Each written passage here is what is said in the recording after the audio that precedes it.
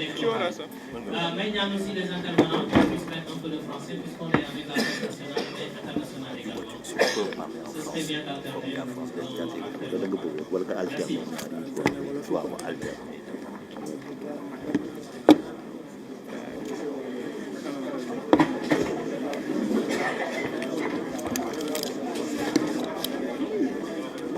waaw asalaamaaleykum wa rahmatullahi taala wa barakaatuhu mbokk yi dañuy tàmbali sunuy kàddu rek ci nuyu leen yéen ñëpp jiital ci nuyu yi madame le superviseur général de la coalition madame monsieur les ministres et par ailleurs superviseurs généraux adjoints de la coalition di nuyu journalistes yi di leen jaajëfal ci seen teewaay ci ndaje bu am solo bi mën naa wax ne li duufoon ci nag bi yëpp ñi ma jiitu ci kàddu gi daanaka wax nañ ko wala jël nañu donc li ñuy def barkeelu lañ koy mën a woowee ci wolof may wax ne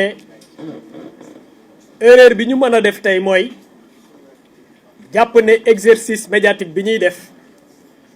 liñ ci jublu mooy défendre le président de la République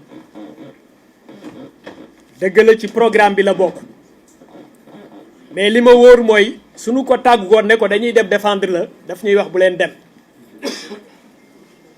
parce que voici une personne et en nous basant sur notre expérience de plus d'une décennie bi ñu am ak moom il n'a jamais mis en avant sa propre personne. République du Sénégal ak démocratie Sénégal la mos a jiital te loolu mën nañ ko gis ci avant projet de loi yi nga xam ne biral na ko yàggul ay fan ci ginnaaw maa ngi doon wax ci benn plateau télé ma ne guléet ci histoire politique bu Sénégal ñuy def ay réformes politiques te amul fenn fu ñu gis ci réforme yooyu ab dogal boo xam ne liñ ci jublu mooy dooleel le président de la République donc loolu c'est la marque d'un démocrate. C'est la marque d'un républicain. Madame le Premier ministre wax na ko tout à l'heure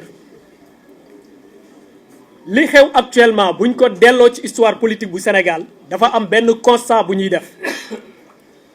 mooy il y a aujourd'hui une parfaite convergence de vues entre un pan de la classe politique sénégalaise et les forces vives de la nation sénégalaise loolu kenn mënu ko dindi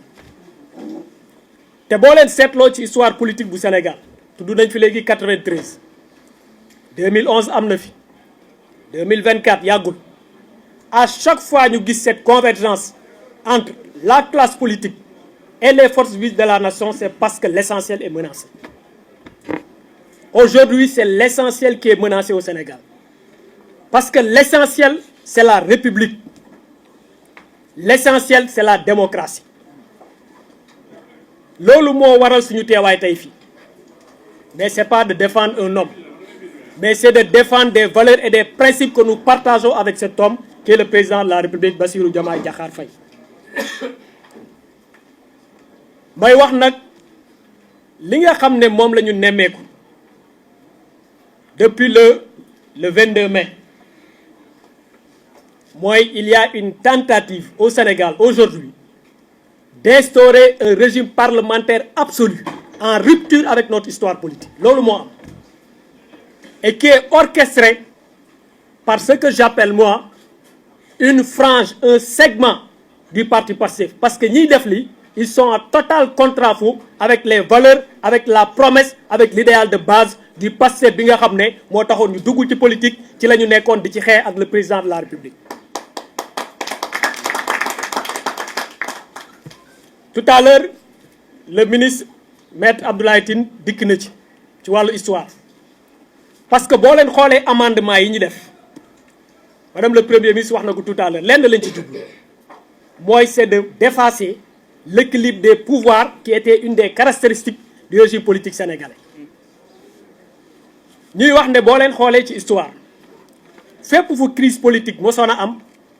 c'est le régime parlementaire qui est à l'origine keroog bi nga xam ne le président allemand Hindenburg je pense noonu lañ ko doon wooyee jamonoy Hitler keroog bi muy woo Hitler ci palais bi di ko dénk le gouvernement allemand dafa fekk c'était Hitler qui était majoritaire au Parlement li Hitler def après ñëpp xam nañ ko dafa changer les règles du jeu instaurer un régime totalitaire c'est le même dessin politique aujourd'hui qui est en train d'être orchestré au Sénégal. Donc ce qui est en train d'être orchestré c'est d'instaurer au Sénégal un passéisme politique mooy jëlee ñu ci régime par bi nga xam ne ci lañ nekk muy un régime d'équilibre des pouvoirs yóbbu ñu ci un régime de déséquilibre des pouvoirs au profit du Parlement. may wax ne boo leen fàttalikoo la crise de 60 am na ñoo xam ne foofu la ñuy trouver les causes parce que le Parlement était très fort mais jarul ñuy sori nañ dem France lan moo indi 5e République li indi 5e République c'est parce que la 4e République française était une république qui était marquée par une instabilité chronique des gouvernements à chaque fois dañuy former gouvernement tey le même soir député yi daje voté motion de censure daaneel gouvernement bi kenn xamul ñaata gouvernement la France am entre 1946 ak 1958 bi nga xam ne ci la De Gaulle jëlaat pouvoir bi moo tax keroog bi De Gaulle jëlee pouvoir bi lan la wax dafa ne benn yéene laa am mooy fexe ba pouvoir yi entre gouvernement bi exécutif bi ak législatif bi ñu rééquilibrer ko dëgg la on ne peut pas dire que le régime politique sénégalais tire ses origines à 100% de la 5e République mais am na lu bëree loo xam ne jël na ko ci te bokk na ci mandarga yi nga xam ne bokk na ci li mu bokk ak ce régime cette 5e République mooy un régime qui prône l'équilibre des pouvoirs te tey li nga xam ne moom mooy le projet de ce segment du PASTEF parce que dama leen woowee PASTEF man ça idéologiquement historiquement man il ne me représente pas et je me réclame de PASTEF je me réclame de la coalition Diomaye Président parce que c'était ça la promesse de base le 24 mars 2024 te ci loolu lañ nekk ba léegi ñu jaaree ko ci loo xam ne tous les régimes politiques les régimes parlementaires ci loolu lañ ko jaare mooy la majorité mooy ñun ñoo am majorité lu ñu neex la ñuy def la démocratie nag ce qui fait le propre de la démocratie te loolu sax nous ne sommes pas dans ce cas de figure mooy la capacité de la majorité à pouvoir dialoguer à pouvoir travailler avec ce qu'elle considère comme la minorité donte minorité amu fi parce que li le ministre Abdourahmane Diouf wax c'est ça la vérité en novembre 2024 les Sénégalais n'ont pas voté pour un homme ou bien pour un parti politique ils ont donné une majorité au pouvoir exécutif pour réaliser les promesses électorales yi nga xam ne moom lañu defaloon le 24 mars 2024 c'est ça la vérité et ça me permet de revenir sur une séquence historique et d'appuyer les propos de Madame le Premier ministre ci cette histoire de chef de parti keroog bi nga xamee ne Sénégalais yi wóolu nañ le président de la République jox ko seen confiance le 24 mars à Pastef ce qui était le pacte li nga xam ne loolu moo nekkoon déggoo bi mooy puisque le président de la République moom la ñu fal moom la ñuy laaj bilan en 2029 li nga xam ne loolu moo nekkoon le mandat du bureau politique mooy ki nga xam ne moo jiite parti Pastef mu dem ànd ak la coalition Diomaye Président ñu constituer cette majorité politique pour jàppale ki nga xam ne moom mooy le président de la République ci base boobu noonu de cette entente là ci le président sukkandiku mu démissionner de ses fonctions de secrétaire général c'est ça la vérité historique ci base boobu ak confiance boobu noonu nga xam ne am na ko ci ñi mu waxoon loolu ne leen damaa bëgg ngeen dem ànd ak suñuy alliés ñu def benn say liggéey réew mi ci base boobu la taxaw ne ah man de léegi damay démissionner sax sama poste de secrétaire général mais ñëpp gis nañ entre 2024 ak 2026 dem nañ sa ba ne avant le 8 octobre novembre et après le 8 novembre gis nañ li xew de sorte que c'est parce que comme ni ko madame le premier ministre waxee tout à l'heure c'est la base de ce pacte de cette promesse de gouverner ensemble qui a été trahi et qui explique aujourd'hui cet amendement du président de la République qui veut également s'appuyer sur une majorité politique pour diriger dans la stabilité ce pays-là. Il faut que également bu ñuy analyser la question ñu bàyyi ci xel bu baax a baax a baax donc mbokk yi du ma ci sori li ma wax tout à l'heure l'essentiel a été dit c'était juste en guise de témoin de l'histoire vous parler de cette partie-là maa ngi leen di sant di leen gërëm bu baax.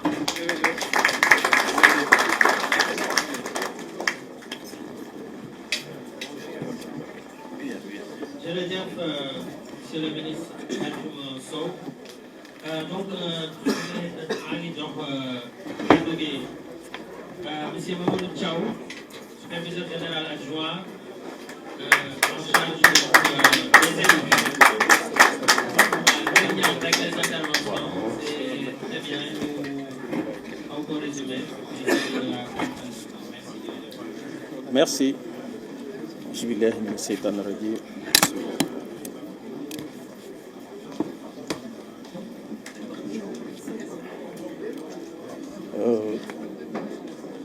Bonsoir, Madame la Superviseure Générale,